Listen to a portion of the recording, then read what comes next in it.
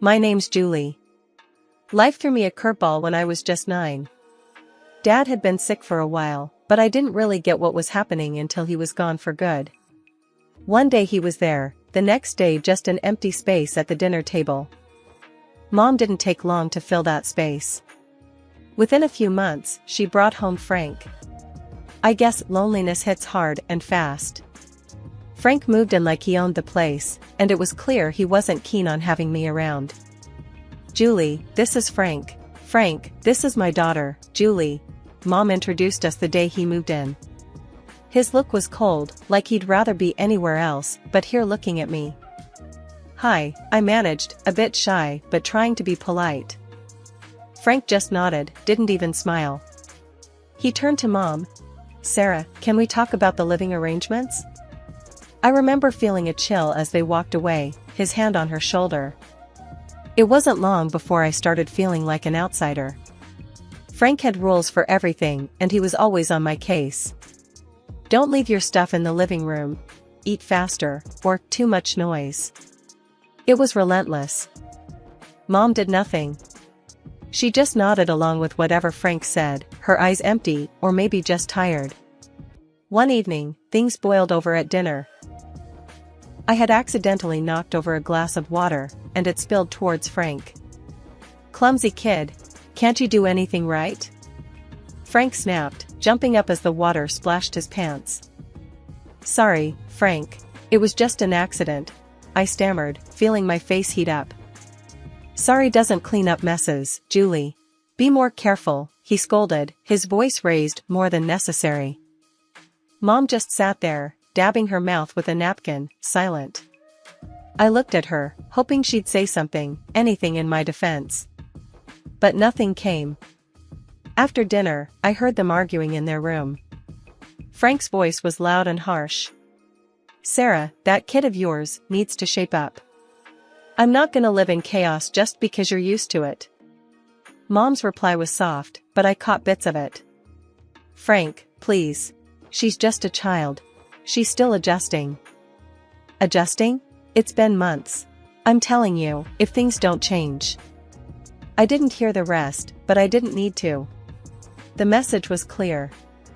Frank wanted me out of the way, and Mom wasn't fighting too hard against the idea. The next few months were just as tough. Frank's complaints were a daily soundtrack, and Mom's silence grew heavier. I was walking on eggshells, trying not to make a sound, disappear if I could. But you can't disappear in your own home, can you? Even a 9-year-old knows that much.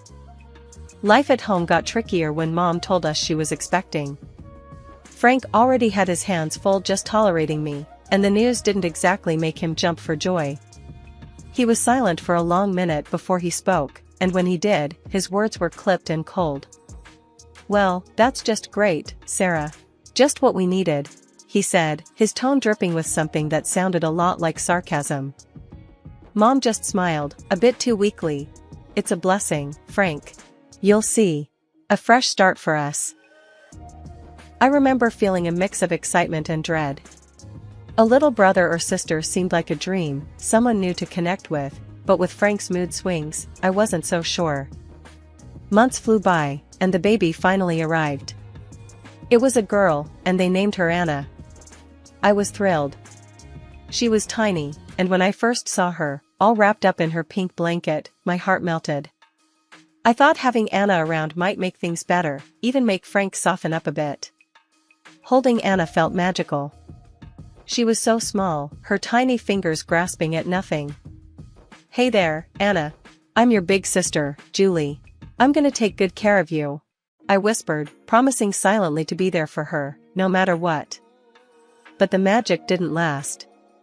Bringing Anna home changed the dynamics again. Frank was fussier than ever, especially about money. One night, about a week after Anna came home, I overheard him talking to Mom in the kitchen. His voice was harsh, louder than it needed to be. More expenses, Sarah. Diapers, formula, God knows what else. And what about Julie? She's not even mine, and I'm footing the bill for her too? Mom's voice was a quiet murmur. Frank, please, she's just a child. We can manage. Things will settle down. It's not just about managing, Sarah. It's about priorities. We need to think about our family now. Our real family. I knew what that meant. I wasn't real family. The sting of those words hit me hard. I slid down the wall, by my door, hugging my knees, trying not to cry.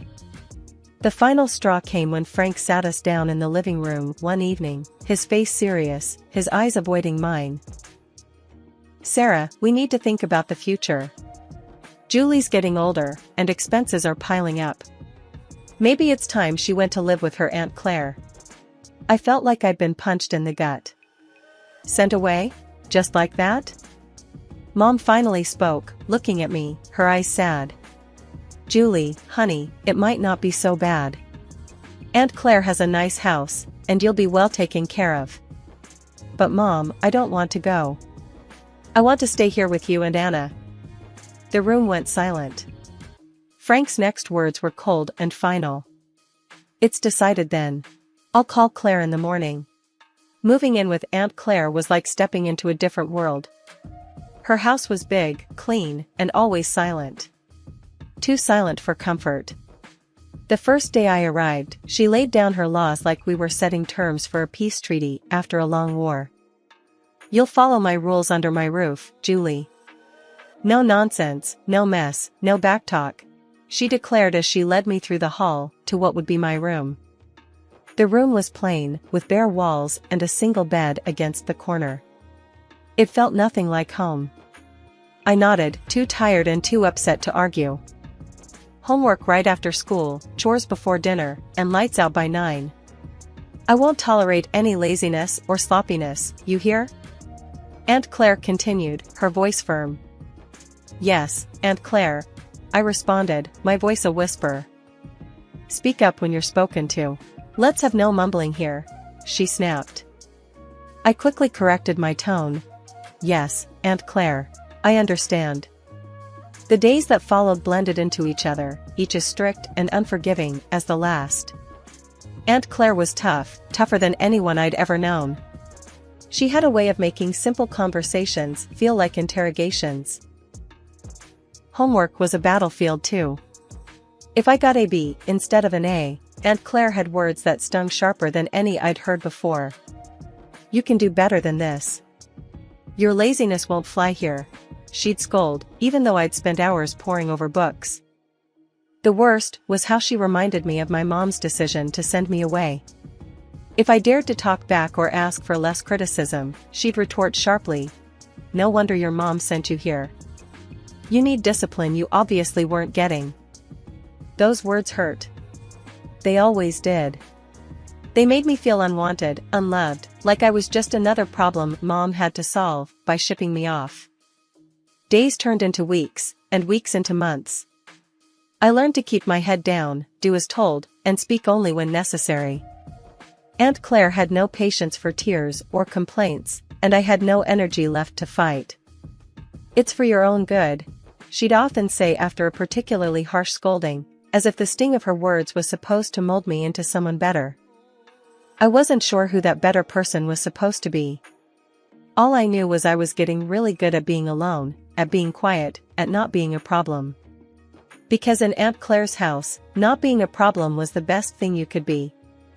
Living with Aunt Claire was suffocating, and I found myself missing my mom more each day, even though I knew she had let me go without much of a fight.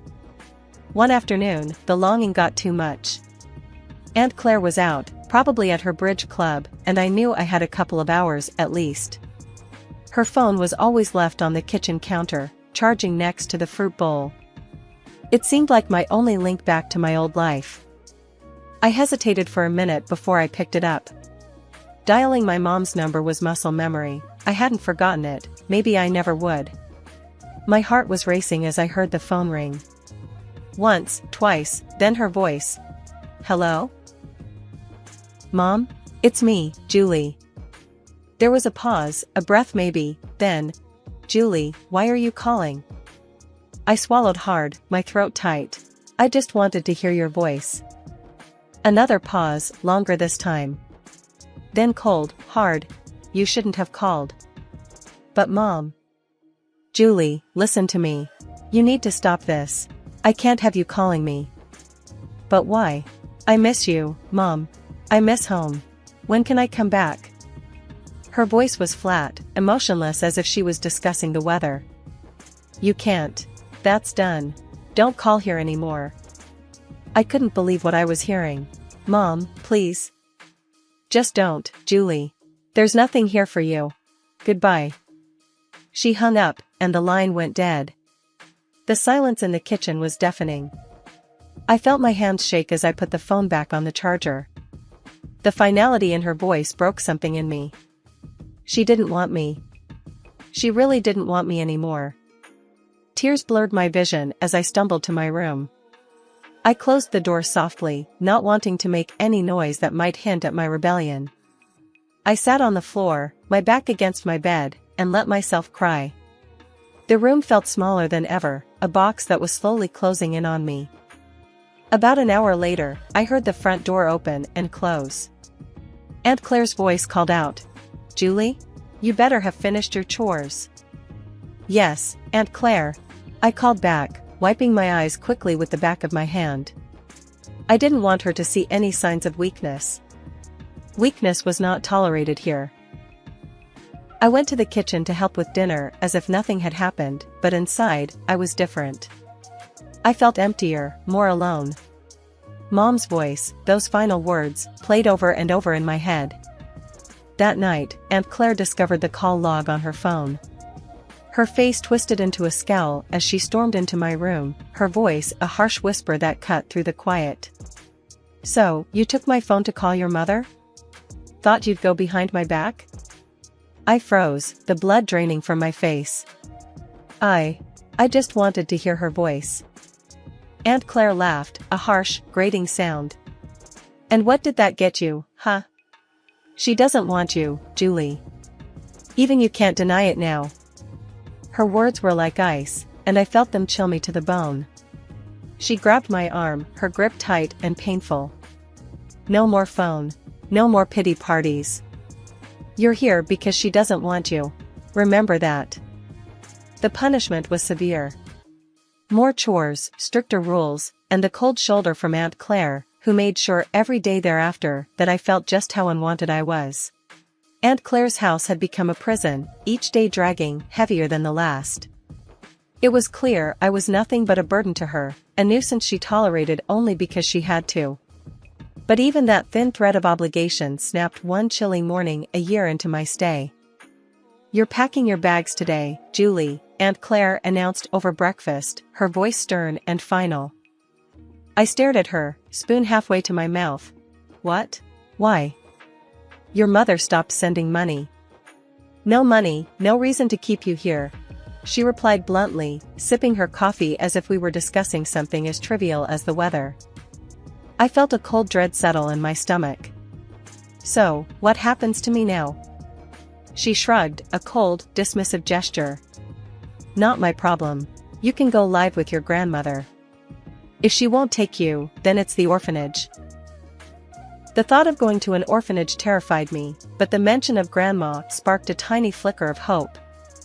I hadn't seen her since I was little, barely remembered her, but surely she wouldn't turn me away. Packing my bags felt surreal, like I was stripping away layers of my life at Aunt Claire's, each item a reminder of the year I'd lost. Aunt Claire drove me to Grandma's, the car ride silent except for the hum of the engine. We arrived at a modest house, smaller and cozier than Aunt Claire's imposing place. Grandma was waiting at the door, her expression unreadable. "This is Julie, your granddaughter," Aunt Claire said, not bothering with niceties. "I can't keep her anymore. Sarah stopped paying." Grandma looked me over, her eyes sharp but not unkind. "I see. Come in, Julie." Aunt Claire didn't linger. With a brief nod, she left, her duty discarded as easily as she'd disposed of me. Inside, Grandma's house was warm, filled with the scent of cinnamon and something sweet baking. It felt welcoming, a stark contrast to Aunt Claire's sterile environment. "You'll be staying in the guest room. I suppose we'll need to sort out some more permanent arrangements," Grandma said, leading me down the hall. The guest room was small, with a window overlooking the garden. It felt safe, a word I hadn't associated with a place in a long time. "Thank you, Grandma," I said, my voice low, still unsure of my welcome. She nodded. "We're family, Julie. You belong here more than anywhere else." Over the next few weeks, I adjusted to life with Grandma. It was different. She was strict, but there was a kindness to her rules, a gentleness in her reprimands. "You need to do your chores, Julie. Everyone contributes here," she would remind me, but her tone was patient, not harsh. "Yes, Grandma," I would respond, grateful for her fair approach. Living with Grandma, I began to heal. I found solace in the quiet routine of our days, the peaceful nights, and the steady rhythm of life that was so different from the chaos with Aunt Claire. The months rolled by, and on my 16th birthday, Grandma made a decision that would seal our bond forever. Over breakfast, she slid an envelope across the table to me. "Take a look at this, Julie," she said, her voice carrying a mix of seriousness and warmth. I opened the envelope, pulling out some official-looking papers. "What's this?" "It's adoption papers, Julie. I want to adopt you. Make things official, so no one can ever make you feel unwanted again," she explained, watching me closely for my reaction.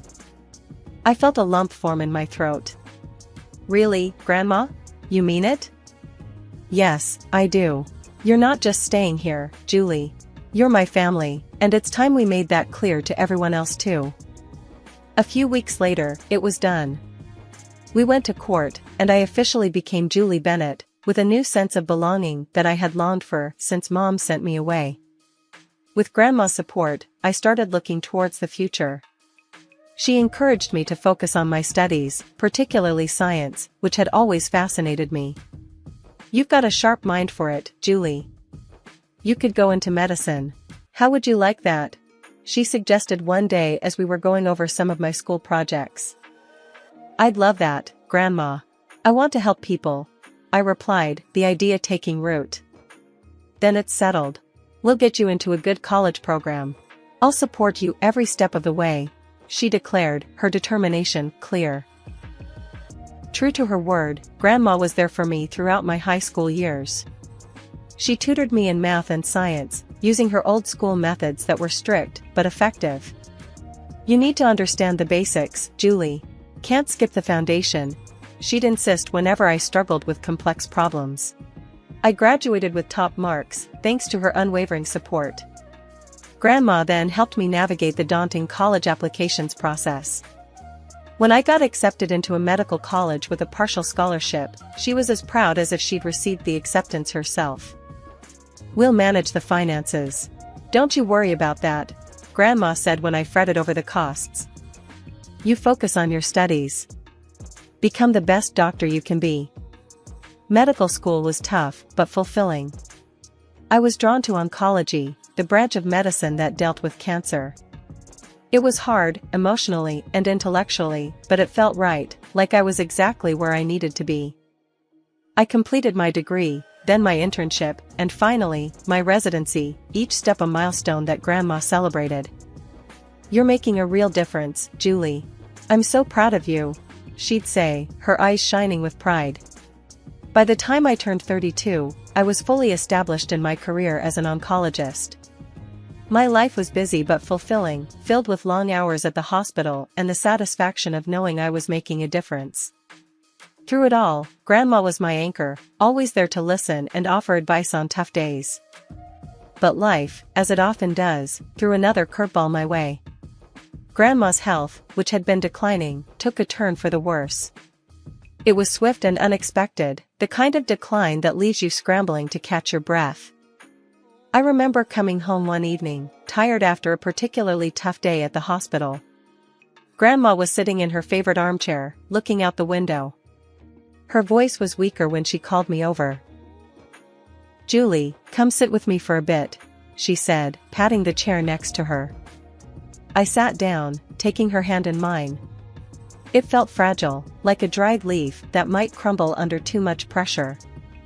"I'm not going to beat around the bush," she started, her tone serious. "The doctors, they say it's not much time now, We need to talk about things, practical things. The lump in my throat grew, my eyes stung with tears. Grandma, please. She squeezed my hand, her grip still strong. No tears now, Julie. We've got things to sort out. You need to be ready. The next few weeks were a blur of doctor's visits, late nights, and legal paperwork. Grandma wanted to ensure everything was in order for me, that there would be no complications with her estate or her wishes. When the end came, it was peaceful. Grandma passed away in her sleep, at home, just as she'd wanted. The emptiness her passing left was palpable, a silence in the house that was too heavy to bear at times. Planning the funeral was hard. I went through her address book, calling relatives and friends. The responses were polite, some even warm, but it became clear that not many would make the effort to come. My heart ached, not just for the loss of Grandma, but for the loneliness of this farewell. The funeral day was quiet, the chapel more empty than not. I stood there, feeling oddly detached as the priest spoke about life, loss, and legacy. It didn't take long after the funeral when the past I thought I'd left behind came knocking at my door. My mother, stepfather, and their daughter, who was now 20 years old, showed up unexpectedly. My mother didn't waste any time. Julie, you need to share the inheritance your grandmother left you, she demanded, her tone entitled. I stared at them, disbelief mixing with anger. You left me, remember?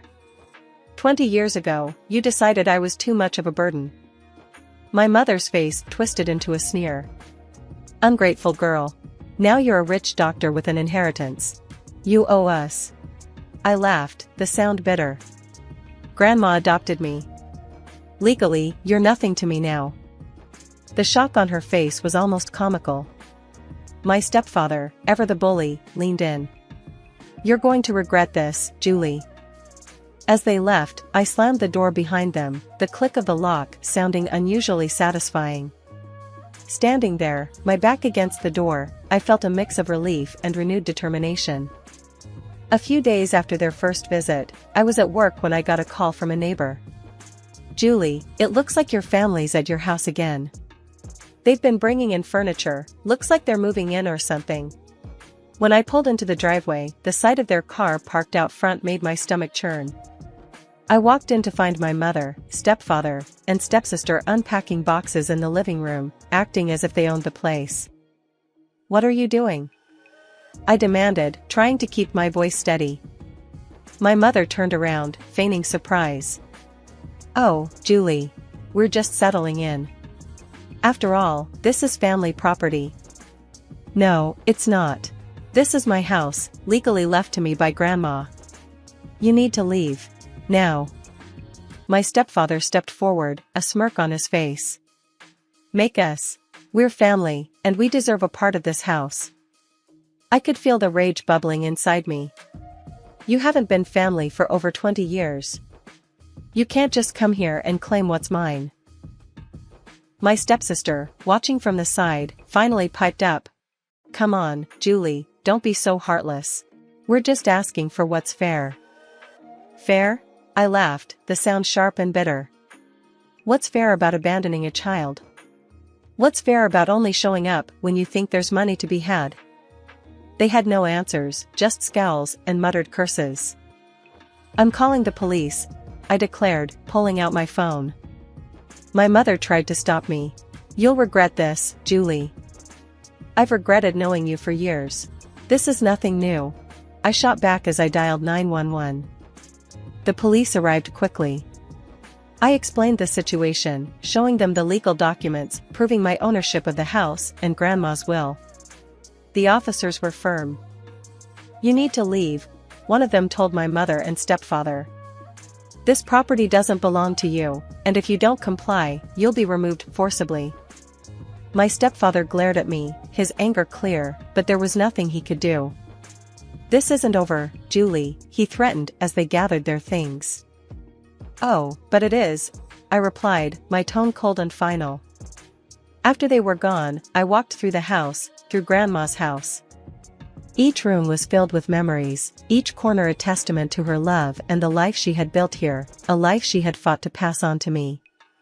Standing in her favorite spot by the window, I made a promise, not just to her, but to myself.